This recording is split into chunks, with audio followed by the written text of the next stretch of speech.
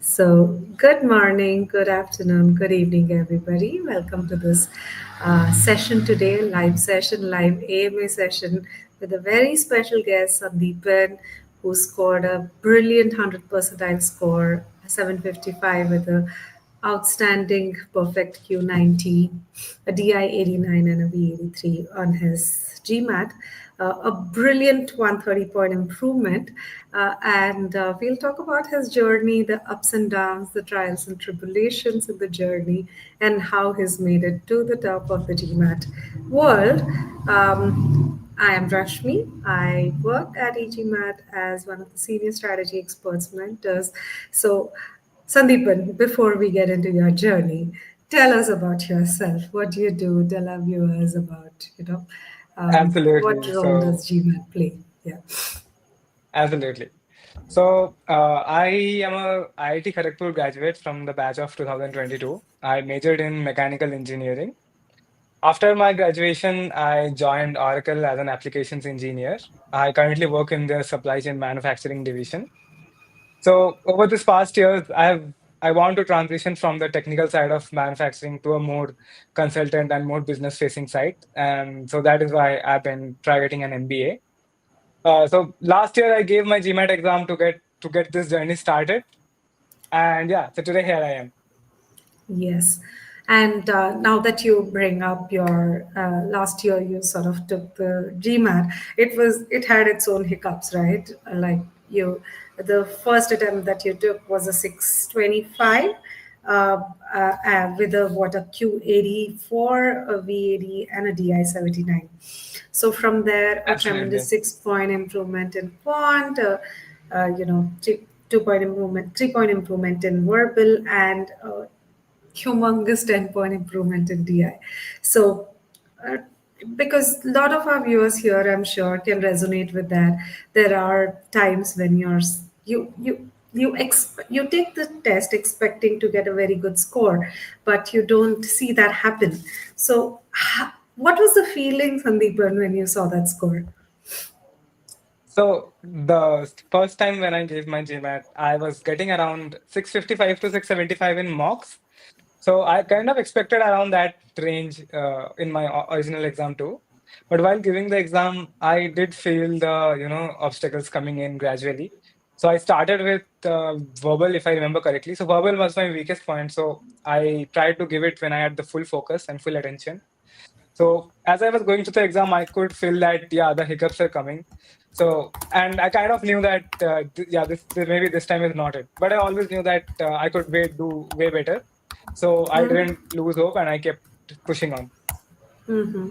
So, if I were to ask you, Sandeepan, what was it that you think sort of caused the score drop, and what were the factors that were preventing you from getting to your potential?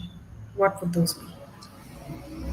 So during my first attempt, I initially got the whole exam strategy wrong. Since this is a adaptive exam, and it doesn't have negative marking. I've been always used to giving competitive exams which have negative marking, so it hurts to answer something wrong rather than skipping it.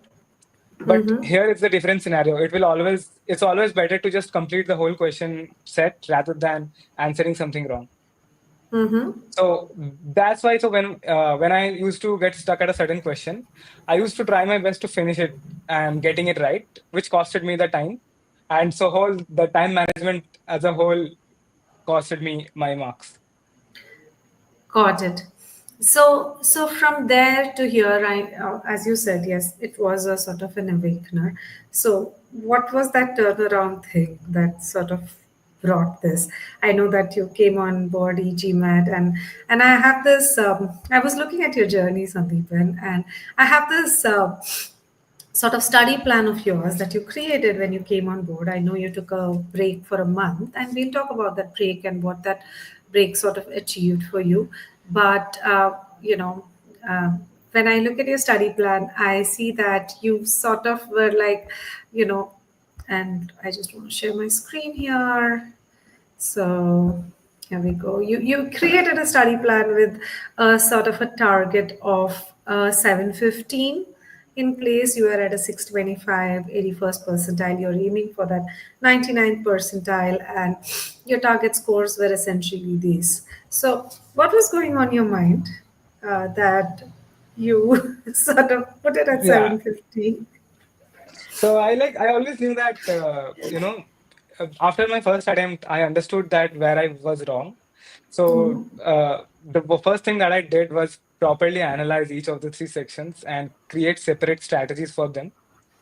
So instead of trying to improve my verbal to the level of my quant, I figured that I have to create a separate strategy that will help me get a good marks and do so for each of these three sections.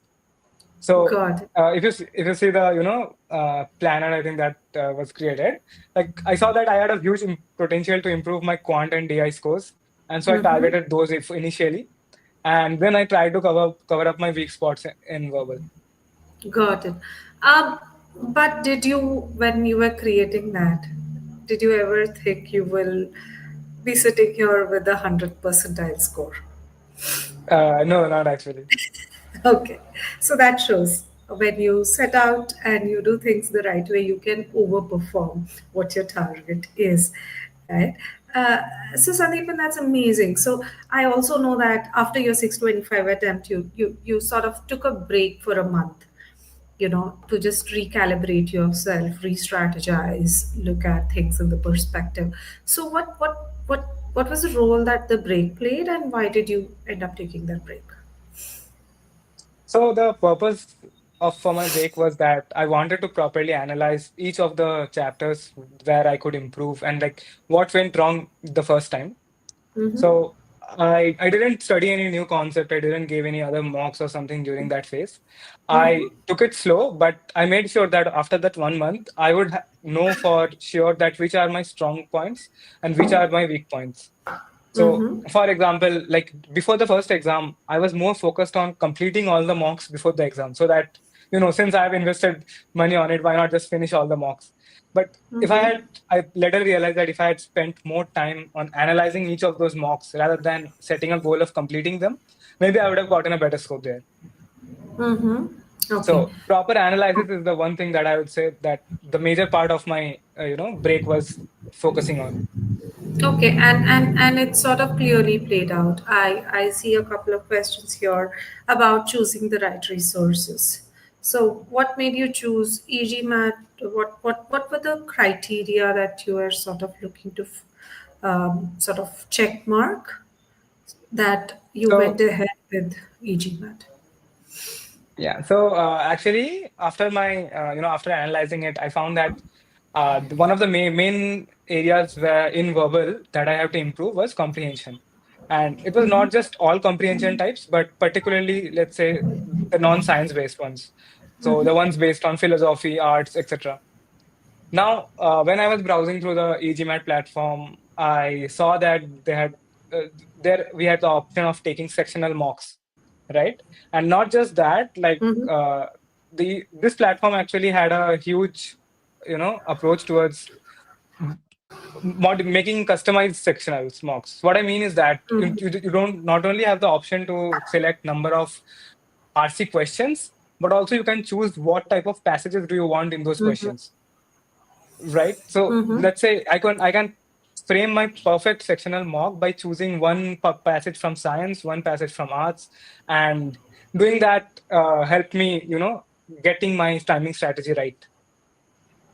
Got it, got it, got it. Okay, so what you were looking for, because you're already at a 625 and you realized what the issues were, you're looking for a sort of a platform that could help you sort of do a targeted improvement across the sections, right?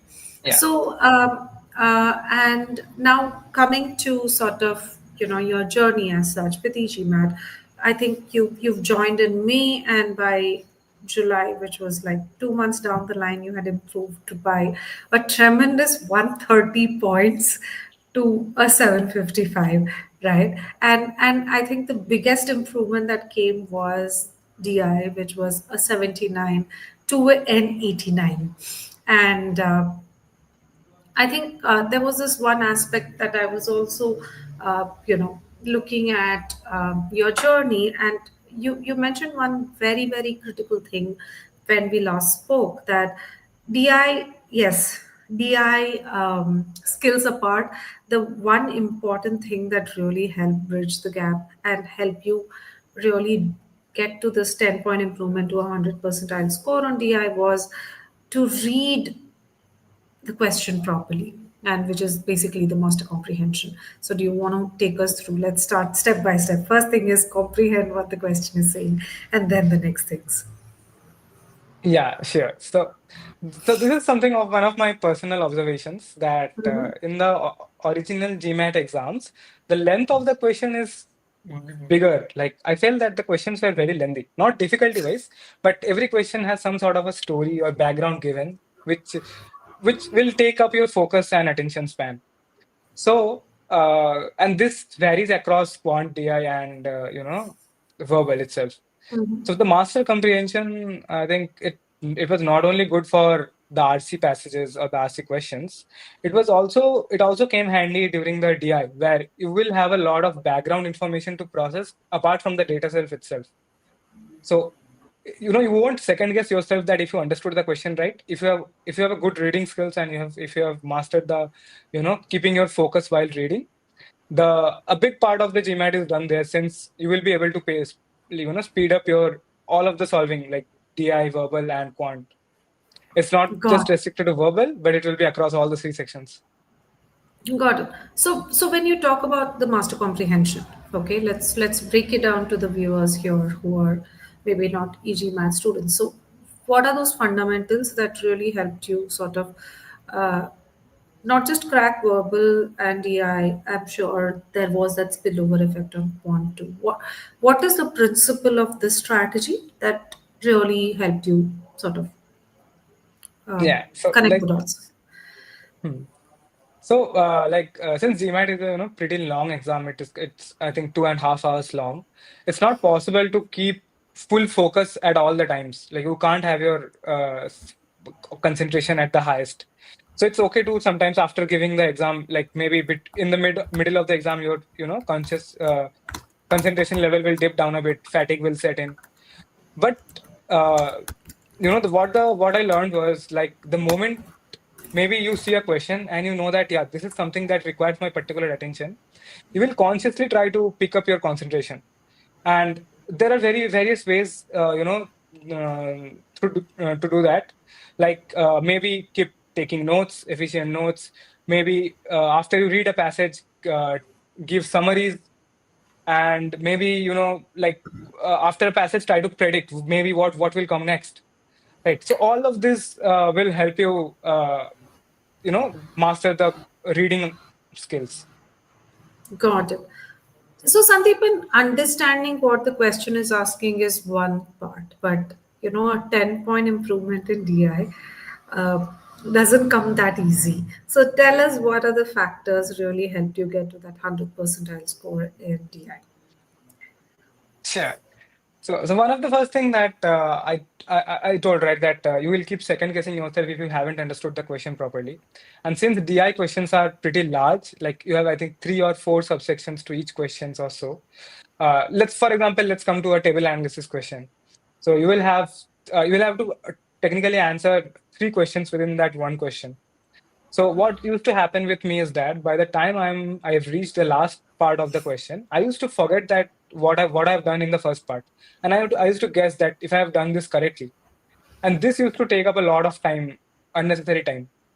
So once you know how to capture the data set, and you know that for sure that you have understood the question correctly, you will save up this few seconds for each of this question, which will build up to a large amount in the over the whole exam. This is one Got part, and the second part I would say is that DI has a lot of subtypes of questions. So I think two parts analysis, data sufficiency, and MSR. So just I think the best works is that maybe you should know that which are your strong points. Since among the 3 sections, DI is the most forgiving one. So even if you answer, let's say, 15 or 16 out of the 20 questions properly, you will get a very good score. So instead of wasting time, what I've seen is the common mistake both I and many of aspirants make is that we spend too much time on stuck in a particular question in DI because we think that we are this close to solving it. Maybe if we spend some more time, we will solve it. But what happens is that we miss out on the questions towards the end, which may be easier than this one. So the Very true. best thing is that you have to know that when to skip a current question and save that time for subsequent ones. Got it. Got it. So, I don't know if you recall it or not. What was your accuracy for that DI89? How many questions did you get right? Oh, I remember. I think I made one mistake and the rest were all correct. But one or two probably. I'm not sure. Got it.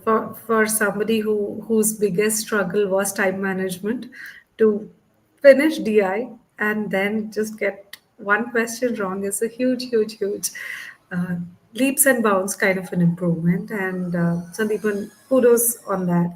And I think some things that you mentioned, one is understand what the question is saying. Second, own the data set, and then only when you do that is when you start sort of solving the question, and that is, super critical, I would say, to have that proper structure, the proper approach, because that approach is what makes the difference between uh, a good score and a great brilliant score.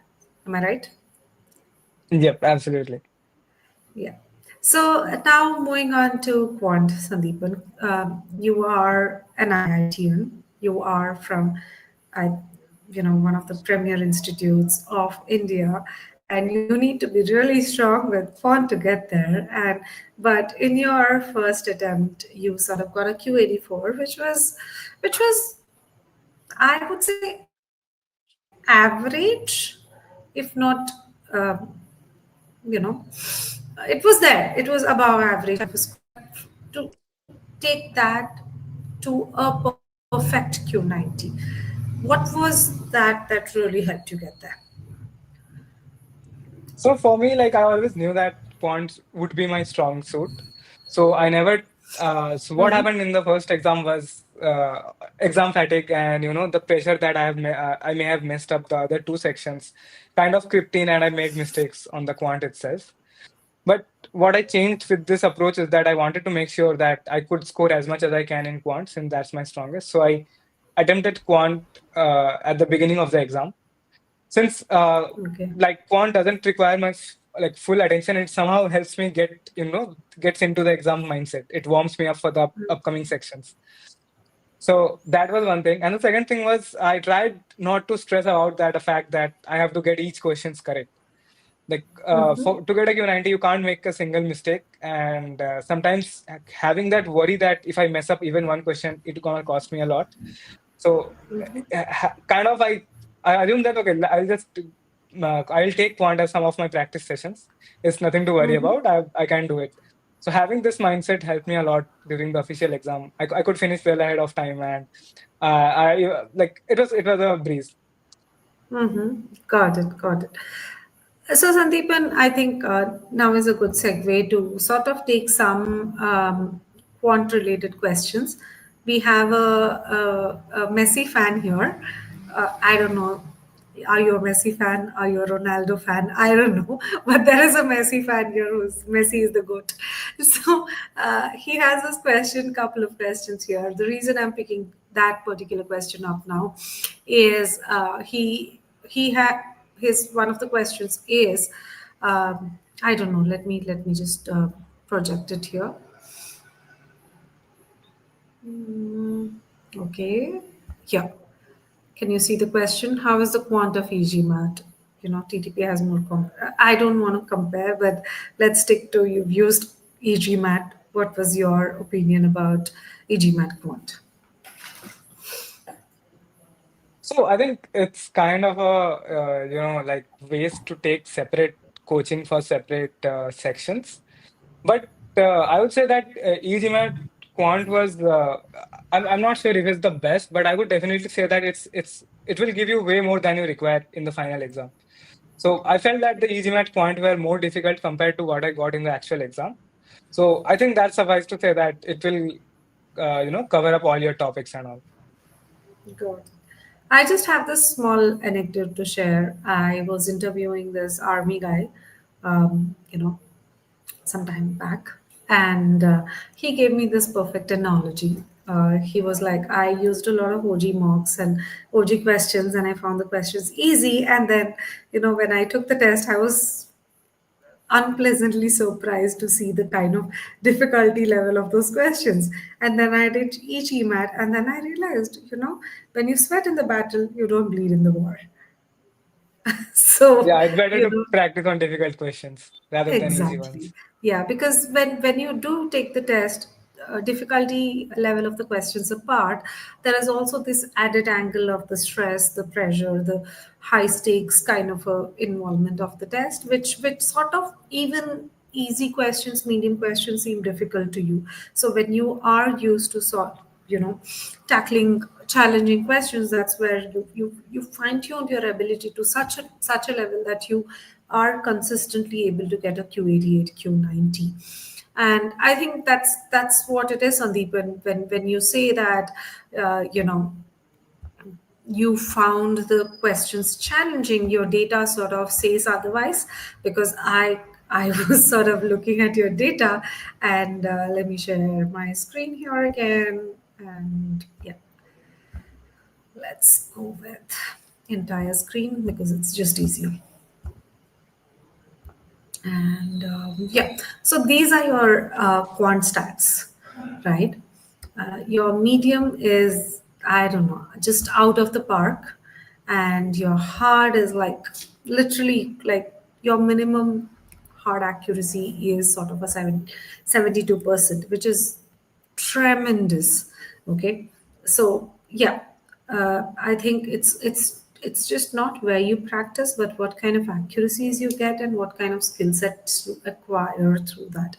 Because as I said, Q84, yes, you have a brilliant quant potential, but you need those things to get it to that 100th percentile perfect Q90 score, right?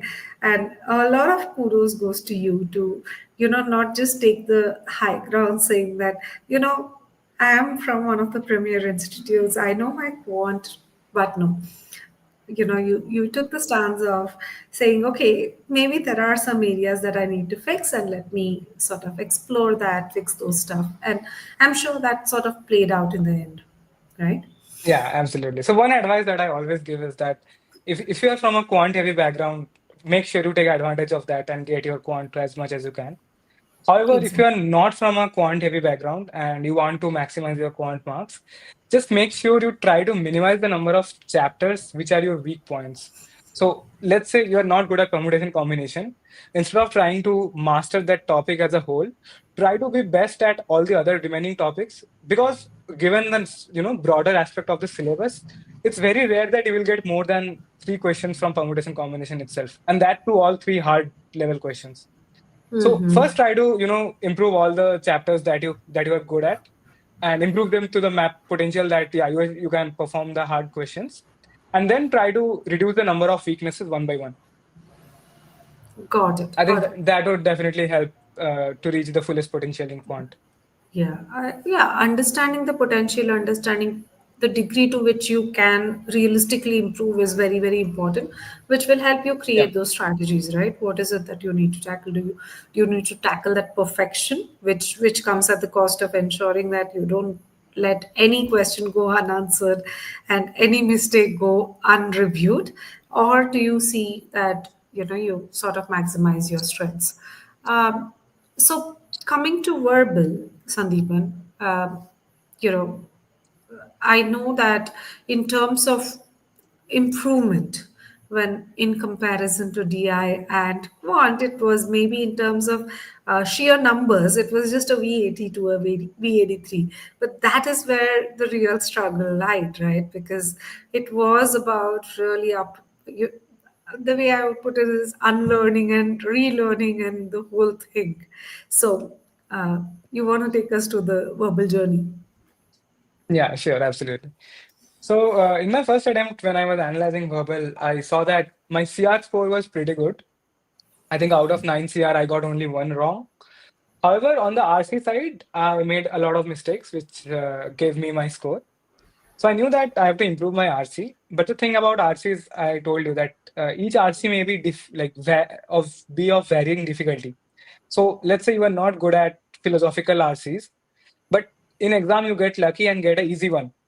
So your score will automatically improve. Whether as let's say even if you are not good at philosophical RC and you get a difficult one, your score will take a hit. So what you can do from your perspective is make sure you cover your weaknesses as much as you can and be prepared for any odd scenarios that may occur in the exam. So I'll give you my example. So let's say for me, I was struggling with anything that was related to history or historical passages. Okay, so in my mind, I prepared myself what I would do if I suddenly find a very big history passage in the middle of the exam when I am already in a time crunch. So at that time, what the main thing is to keep your calm and have your focus so that you don't mess up the other parts. So that's where the mastering the comprehension comes in. Or I forgot the name of the course, but it basically teaches you how to improve your reading ability. That's where it Mm-hmm. comes in. By taking it, you have to take after reading a passage. Maybe you can start analyzing its summary. You can predict maybe what the next passage will portray, or you can try to convey certain question. You can ask yourself question by going through the passage. So GMAT passages won't be as simple as it won't ask you to pick a information directly. It usually gives you like questions like, out of these three, which one did the author didn't do, let's say. So you can't go through the passage every time and figure out which is the correct or which is the wrong answer. So I used to spend more time on reading the passage, and then for each of the question, I used to spend 30 seconds or 1 minute at max. Got it. Got it. Got it. So that's really good to know, and I think Sandeepan, let's sort of segue to the questions now, because we have a bunch of questions before we move on to the next stage of discussion, right? Okay, because okay, Sarthak here asks any tips for hard CR questions that involves long, complex passages. Yeah. So, like, I would say again, like the basic thing is knowing your strengths and weaknesses. Just try to figure out which kind of hard CR question is bothering you the most. Is it a strength finding? Is it weakening the argument? Is it that I think bold face? Like out of all the types of question, which one is bothering you the most? If you find that it's one or two particular scenarios, don't try to overthink it, because you at max you will get one question like that. But if it's like more than one kinds of question that's bothering you, try to overcome them one by one. You know, like for any long complex passages, the basic thing is that you have to understand what it's trying to convey. After that, only you can try to, find the correct answer. And when it comes to choosing the right answer, there are some tips that might help. The most basic of which is try to eliminate the wrong answers first. While practicing, you can do like this. You can like to eliminate the wrong answers, which obviously seems wrong, and then when you're down to the final two answers, choose whichever one you feel is going the most, whichever one you feel is the right. And after that, maybe you can try to answer the logic that where did you go correct or where did you go wrong. Got it. Got it. So, because Sarthak has a follow-up question, what about CR? So, Sarthak, I hope Sandeepan has sort of taken up your question, and we've gotten to the crux of that part. Reed here asks, I'm sure you can read this, Sandeepan. I'm stuck in the 550 range score after practicing for months. Any tips on how I can improve this up? So I think the first basic tip would be to figure out what are your weaknesses. Like that's what I've been saying all this while. Like try to take some time, analyze where you are going wrong, what is keeping you in that score range. Is it something is it something consistently happening over the past few mocks, or is it something that's changing with every mock? If that's the case, maybe it's issue with time management. So the self introspection is something that will help you the most, I think. Yeah, exactly. I think the biggest thing that you need to ask is it a conceptual problem that is holding your score back? If you are at a 550, in all probability, it is a conceptual gap. You have to work on your foundations, you have to work on your concepts, you have to work on your you know processes. But with the 550, again, there might be certain strengths. Like it could be that your weakness is limited to a couple of sections or one section, and one of the sections is stronger. So it is about having an identification of what is holding your score back, and really focusing your energy on fixing the things that really matter, right? So moving on, um, let's take Jay's question. I'm final year student and I have like 4 months break before my placement session. Should I prepare for the GMAT? I mean, it's up to you. I think it would be because if you're done with placements and all, and you have some time on your hands, then yeah, sure, go for it. But also keep in mind that it's this course is valid for 5 years. So if you see yourself going for an MBA over the next 5 years, then yeah, I think this is the best time to give a GMAT. Yeah. Now is a low pressure, low stakes involved kind of a situation wherein you can make the most of it. Yeah. You have the time, you have the energy, you have the zest to do it. Right? Okay. Uh, so, Reith, your very verbal specific question again asks, you know, how do you maintain verbal accuracy? Because some RCs I'll get it all, but some less accuracy. Yeah, I think this is also something that I told, right? Some you're guessing getting some RCs correct means you have a natural interest toward those passages. You don't have to forcefully keep your focus. You like reading those passages, which is why you are understanding it correctly and you are getting those answers correct. At the same time, the ones you have lesser accuracy towards, I think it might be something that you have no interest in reading. So the ultimate, like that, the only thing you have to do is try to figure out how to keep your interest while reading the passage. And once you do that, it will help you. Got it. Yeah, that's very crucial. Um, Sarthak, I think Sarthak is the one who asked the CR question also. The daily routine. You have a Okay. busy work life with Oracle. So how did you manage your prep with that? I think for the last month, I was mostly focused on giving sectional and complete mocks. So it would look something like maybe in the morning before going to work, I used to give two sectional mocks, and after coming from office, I give one complete mock, and then analyze the whole thing on the same day, so that it's fresh in my mind. I know where did I make mistakes and all. But what takes to, balance your prep with work? Yeah, exactly. Okay, so I think the best part would be don't be too hard on yourself and think that like every day you have to read a certain number of hours. The most important thing is that you have to be confident with honest and confident with yourself so that and know that you are making the progress. So let's say maybe two consecutive days I couldn't make much progress. I only gave some sectional mocks. I would make sure to cover it up over the weekend so that till when I would have more time. So yeah, having a consistency and discipline is something that I would say would definitely help you irrespective of your situation.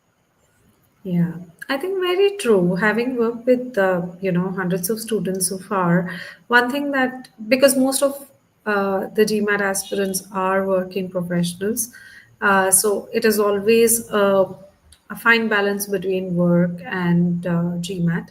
And what really differentiates people who succeed and who are still slogging it out is sort of how much priority do you assign GMAT? And GMAT has to be one of your priority list, not compromising certain other high priority things, which could be a social, mental, physical health, but it has to be on one of the priority lists. And for working professionals, what is very important is those 2 days of your Saturday and Sunday, right? You Yeah, have to maximize your weekends. You want to take a break on a weekday. Don't take a break on a weekend, because that literally means 2 days lost, right? So yeah, absolutely. You're don't correct, 100% on point. exactly. But yeah, I'm sure you have other things that you want to do over weekends, Sandeepan. You want to go party with your friends. You want to watch a movie. So how do you sort of balance that? So since I took 2 months, after giving the first attempt, I took around 2 months. So during that time, I made sure I maximize the most of my weekend. Even if I'm going out with friends, I would make sure that I have reached my target for the day. Maybe hustle it out a bit more, so that I can reward myself with that social hangout. But yeah, Yeah, like I would say that over this 1 or 2 months before the exam, it's best to prioritize the exam rather than uh, yeah. maintaining a Short-term social life. compromises for long-term gains. Yeah, Right. Okay. So pick that up, right? It's similar questions. I'm not going to even entertain Manjot's question. Uh, but Tarunika asks, it takes her nearly 4 minutes for a quant question and at least 7 minutes for verbal. Time management, always a very, very big issue. so I think that if it's a 4 minute per question for quant, irrespective of the chapter, then I think a basic practice would definitely help you. Try to get the questions right, and don't worry about the timing. Once you are uh, able to answer the questions, even the hard questions correctly, so then you can say that yeah, I've reached the thing conceptually. Then you can think of refining the time itself. And when it comes to refining the time, just make sure that you know that which questions you can try to figure out which questions you can answer faster, which question are your strong suits, and that will help you improve the timing. And I think this applies for both CR and verbal. So I'd say that don't stress about time much. It's okay, you're taking 4 minutes per question. Just make sure you're getting those right. uh, Once it's done, then you can figure out improving the time. Yeah. The first thing is, in an untimed manner, you should be getting the question right.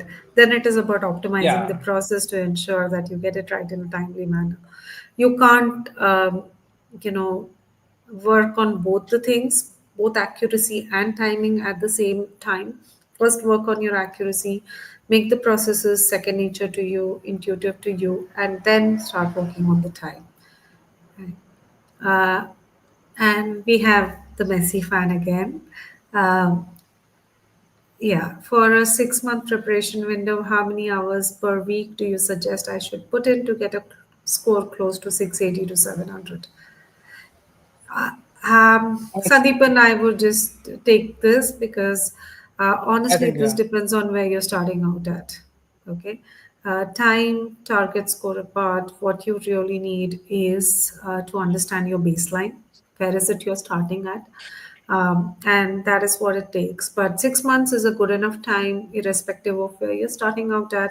If you do follow a structured approach, if you do follow a focused approach, you should be able to get to that 685, 705 plus. But priority here is to prioritize GMAT.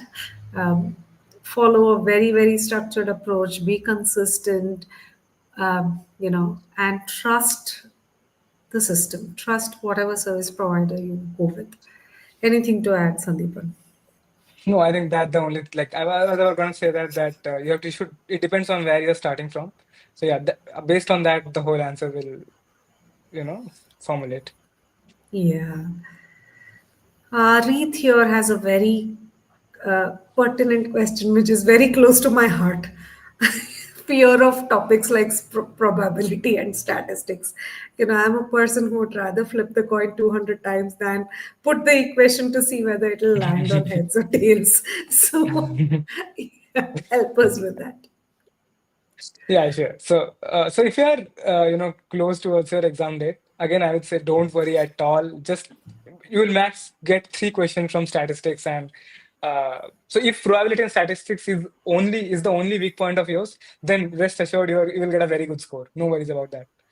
But depending on what a few is actually, like what do you mean by a few, if it's a lot more topics, then I would say start with the easiest one among the ones that you find easiest and improve that, and then take on the next. Makes sense, right? Yeah, we have to define what is few. Like in the earlier question, we said, what's the baseline? That is what will help you, really chart out the trajectory to uh, the next level. But yeah, probability is, Reet, I agree. It is, yeah, it is for higher mortals. But yeah, Hardik says lot of careless errors, and I'm sure Sandeepan, you went through these things too, right? The so-called silly mistakes, and that is, I think, the biggest sacrilege that you can do when you know a question, you know how to solve it, and you still get it wrong. That's like the biggest challenge that one faces in this journey. How did you tackle that, and any tips that you have to share with Hardik here? Yeah, sure, absolutely. So I think one of the major causes for careless mistakes is that pressure of time constraint. Like you are worried that you may be low on time, so that's why you just you don't make the careless mistake. So one way I would suggest, tackling that is, uh, have a sectional idea of where you should be given the time. What I mean is that, let's say we'll take DI. DI have 20 questions, and you have 45 minutes to answer those. So if we like doing some math, we can say that you have to answer 5 questions per 11 minutes, around 11 minutes or so. So just make sure that when you are around the 33-minute mark, you have already finished 5 questions. If you're not, just give yourself a mental reminder that you have to pace it up. And maybe if let's say you are at the third question, okay, so maybe you skip the fourth one and you go to the fifth and try to complete 5 questions by 33 minutes. So you will know that you are right on time. Over the next 22 minutes, you try to finish half of the paper, so 10 questions. So doing this, you will ensure that you are at the right point throughout the exam. And I do believe that you will make less careless errors because you can always revisit the questions that you left out and correct them. And it won't Yeah. cost you, like, it won't affect your score by a huge margin. Got it. Yeah, because when you're stuck and when you're in the thick of things, you're not thinking straight, right? Maybe once you're done with your test and you come back to it, you're in a way better mindset to see where you were stuck and you're able to fix that.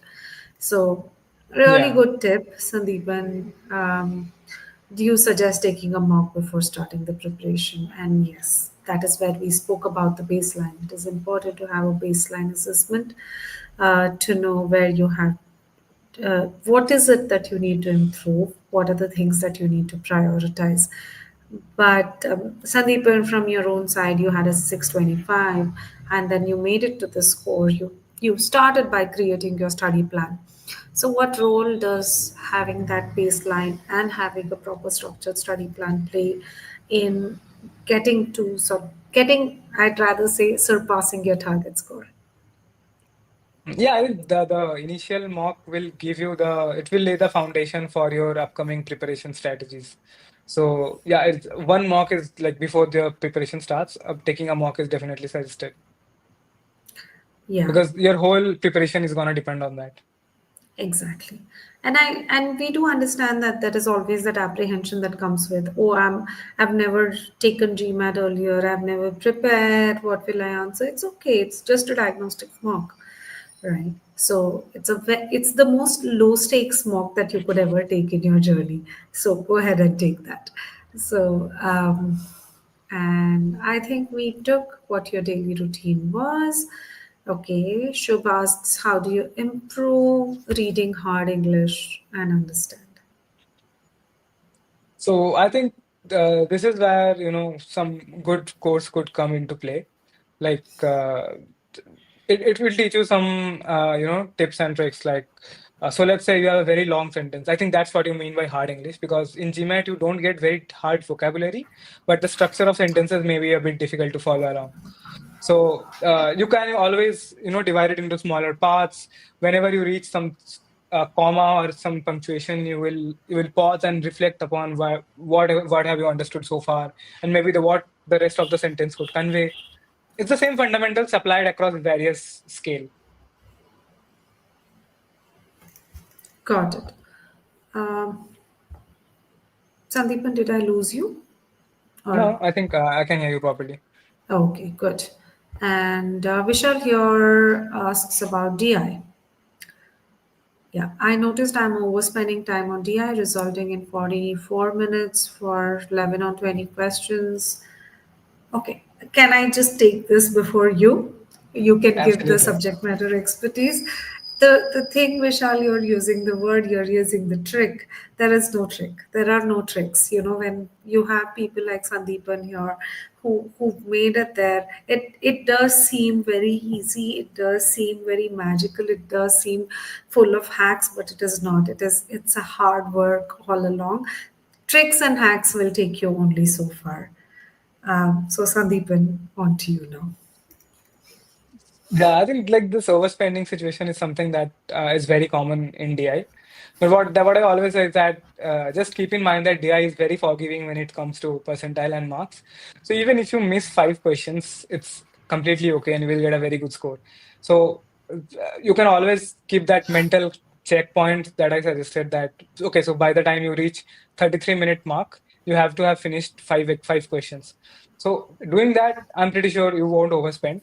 And so yeah, like the trick, you don't have any trick to analyze answer quickly. Just practice so that you don't have to revisit each question again and again to make sure you have done it right or not. So, just to add on to what Sandeepan said, there are two kinds of strategies when it comes to timing. There is an in-test timing strategy. There is an outside of test timing strategy. In test is how do you optimize your time to maximize your score, which means what kind of questions do you let go, what kind of questions do you prioritize. But outside of the test is to see, okay, this is a question that I took longer on. Why did I take longer on? How do I ensure that I don't take so much time on this particular question and work on those aspects? So both these things become essential. Uh, while taking the test, while taking the mock, while taking the quiz, use the in test time strategies. But once you've done that, as you're reviewing, use the outside of test strategies, which essentially means review and figure out why you took longer and how do you ensure that next time you encounter a similar question, you're not taking so much time, right? So, how many mocks did you take, Sandeepan? I think for my second attempt, I took the 5 GMAT mocks and Mm-hmm. I took four of the official mocks. So two you get for free, and I bought the other two. And each of them you can give twice. So I think 8 and 5, around 13 mocks, I would say, and couple Mm-hmm. of GMAT club mocks too. So you can round it up to 15. Got it. Got it. But they were spaced out, I'm sure. They were not like Yeah, 15 mocks in absolutely. 15 No, no, no. days. Just Yeah. make, yeah, that is a mistake that I made in the first attempt. I give, I think, Mhm. around 15 marks in 15 days without properly Okay. analyzing. So my score did plateau around the 655, 675 in that range. Yeah. I think Make sure you everything that space out we, the marks. yeah, Yeah. because everything that we do needs to have an objective over and above the score, right? Uh, Yep. you know, what is the objective and how much you worked on that, that becomes super, super critical. Uh, Yeah. And I always say that, don't obsess over the mock scores too much. Like, just try to, mocks, the purpose of the mocks are to give your strengths and weaknesses. That's all. yeah. Like, I've seen people saying that I used to get this amount of score in mocks. Why haven't I got that in the actual exam? Like, don't rely on mock scores much. Rely on the topics and the chapters and try to analyze them. Yeah. Yeah, mocks are a means of working on your test taking time management skills. Yes, they do serve a diagnostic purpose, but again, sometimes I just tell my the students that I work with, I'd rather you have a low mock score and learn from that and ensure that you don't repeat these mistakes and get a good score on the test than have all good scores and have no learnings from that. So mocks are again learning tools wherein you do your final bit of fine tuning. That is what it is supposed to be. So once you feel confident that you are able to replicate not just your overall score, but there is that stability in your sectional scores, subsectional scores. That is when you know you're ready. Right.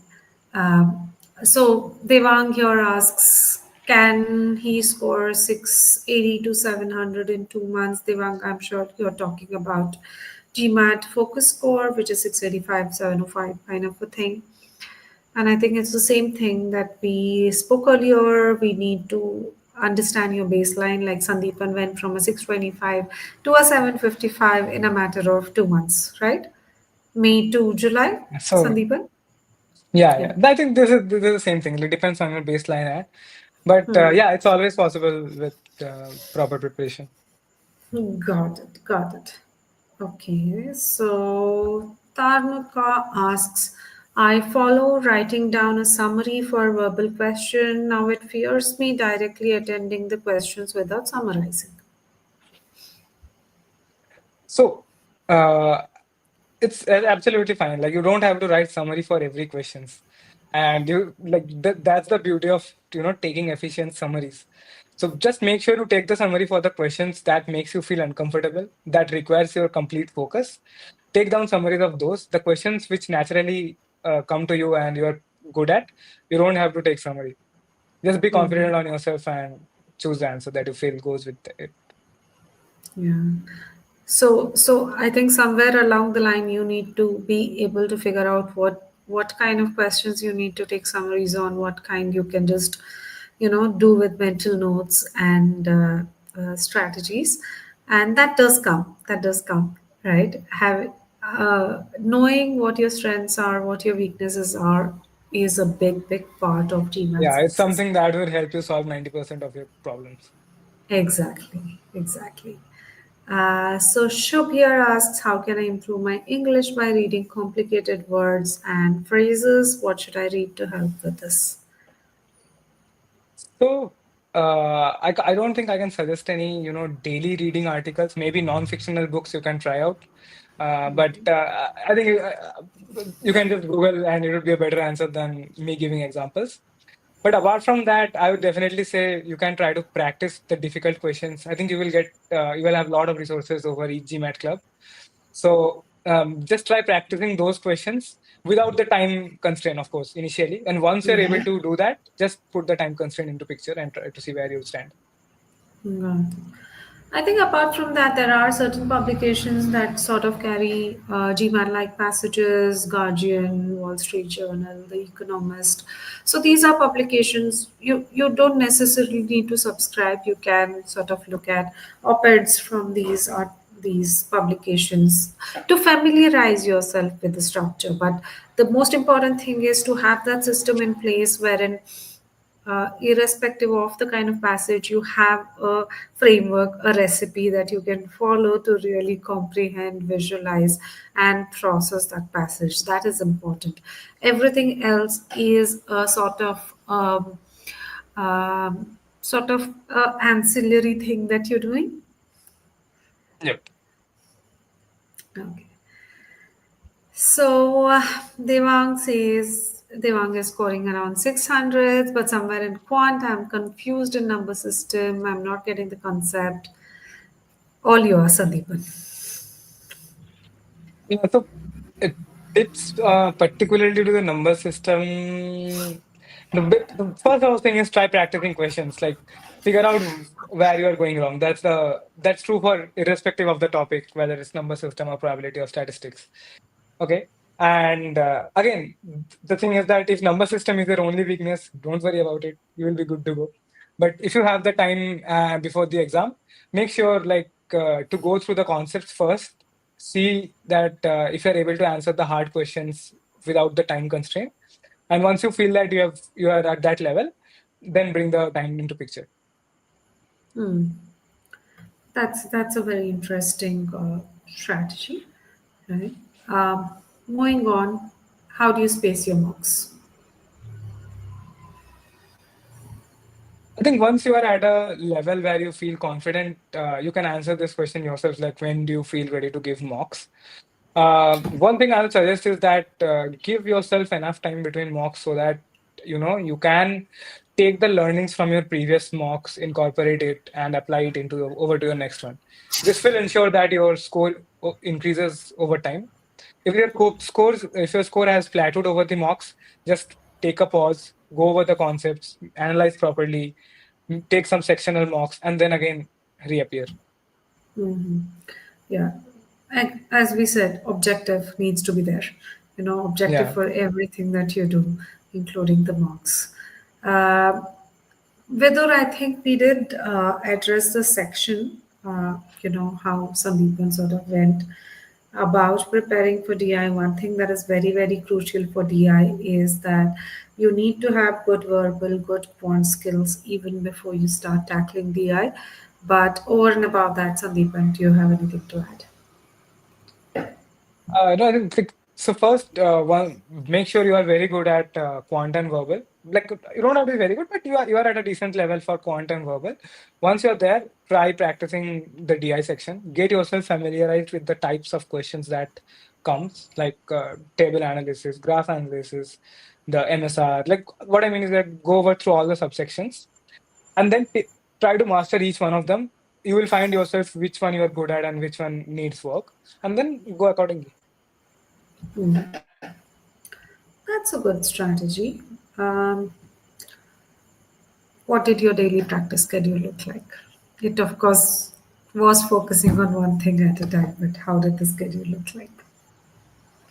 Yeah, so like I used to space DI sectional mocks and verbal sectional mocks over my.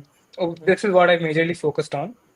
And every 2 3 days, I used to give a mock, but I always made sure that I knew what I had lacked over the last mock, so that I can incorporate it this time. So Got yeah, it. I would definitely say the main part consisted of verbal and DI sectional mocks. Okay, so sectional mocks were a great means of, I think, so sort of tackling and giving you that edge, right?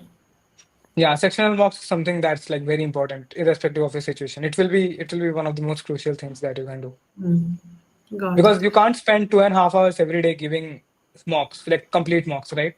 So Mm, it's always better to, and you can't also pause the exam. Let's say you gave verbal today, you will give TI tomorrow. That completely breaks the flow. So there is no point in giving that mock. So the best part is mm. have sectional mocks, take out 45 minutes, give it, and then analyze it. And yeah, I think that will be very crucial. Got it. Got it.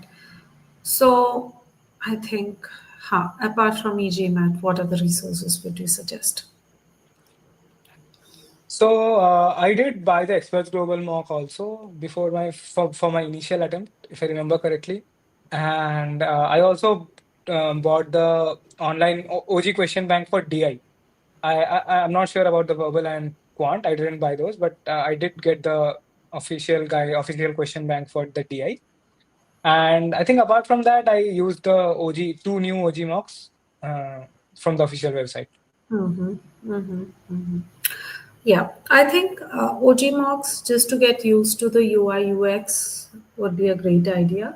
Always go with resources that give you good quality material, that give you good quality analytics, that could give you good quality of solutions, because that is going to be a very, very critical part in your improvement.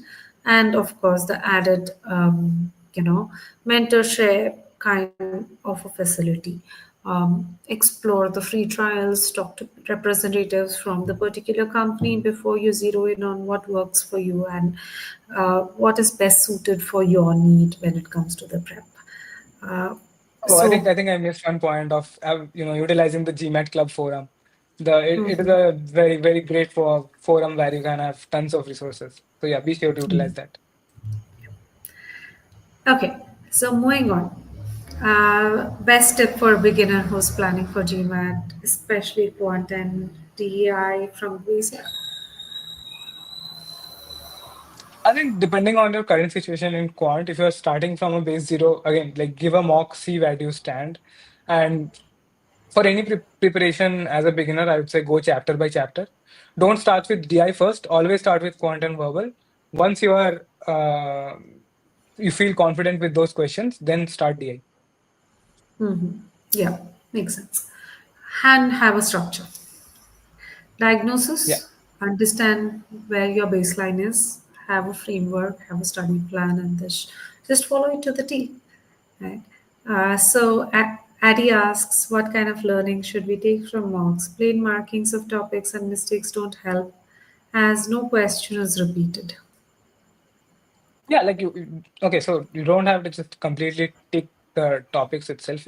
You have to dig a bit more. So let's say you missed a question on weakening the argument. Okay, so you chose the wrong answer. Just try to analyze that why did you choose the answer and why did you eliminate the correct answer. So this goes Mm-hmm. for all the topics. Let's say you choose some, if you have guessed the answer, then that's fine. You can just say that, yeah, I didn't knew this concept, I have guessed it. If you have guessed it on a time constraint, make sure that you attempt it without time and figure out if you can answer it or not. But in case you have spent time on it and after that you have got it wrong, just make sure you know that where was the error. Why did you choose this wrong answer and eliminated the correct one? Got it. And this applies for all the So, sections and Sandeep, everything. yeah. Yeah. So, given all this that you did, how confident were you when you went to take the test the second time around? What was the difference between the experience that you had the first time around when you got a 625 and the second time around that you got a 675, 755? So, I would say that over the past few days after giving mocks, I was confident of getting a 705 or at least above that. So, Mm-hmm. but I also made sure not to get too ahead of myself. And, so at the start of the exam, I always say that just be prepared for any obstacle that may come in your way. What I meant is that I may get a very difficult arts related passage during the verbal section, or I may get a very difficult MSR question that could, completely derail myself. So I was mentally prepared to not let that affect the rest of my exam.